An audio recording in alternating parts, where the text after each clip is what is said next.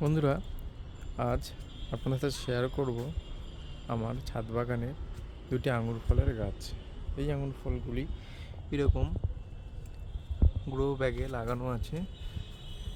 এই গ্রো ব্যাগগুলো আমি কিনেছিলাম 15x15 সাইজের।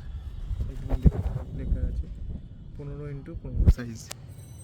তো এই সাইজে দুটো জিও ফ্যাব্রিক ব্যাগ বা গ্রো ব্যাগ বিভিন্ন নামে সবাই চেনে। তো একটি হচ্ছে এই ফ্লেম, এটা লাল রঙের হয়, আর একটাই হচ্ছে সোনাকা, এটা সবুজ আঙুর হয়। তো গাছগুলো দেখুন 4 মাসের মধ্যেই কত সুন্দর গ্রোথ হয়েছে, আমার মাচার উপরে প্রায় উঠে গেছে। তো এই গাছগুলো বসানোর জন্য আমি নর্মাল একদম পুরোনো গোবর সার নিয়েছি 40% মাটি, আর 20%-এর মধ্যে 10% বালি ও 10% সেন্ডার। এটা দিয়েই কিন্তু আমি গাছটাকে বসিয়েছি।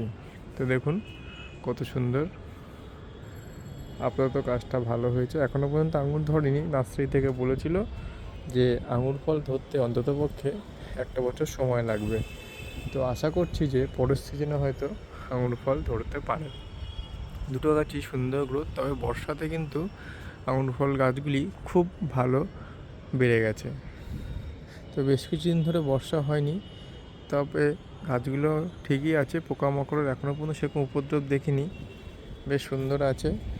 ডালগুলো আস্তে আস্তে অনেক মোটাও হচ্ছে, আর পাতা যেগুলো নতুন পাতাগুলো হচ্ছে একদম সবুজ আছে, পুরোনো পাতাগুলো একটু এরকম হয়ে যাচ্ছে।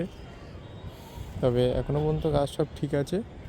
তো এখন অপেক্ষায় আছি কবে আঙুর ফল ধরে, আর অবশ্যই আপনার সাথে শেয়ার করব।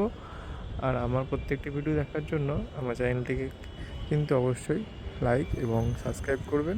ভালো লেগে থাকলে বন্ধুদের মধ্যে শেয়ারও করবেন।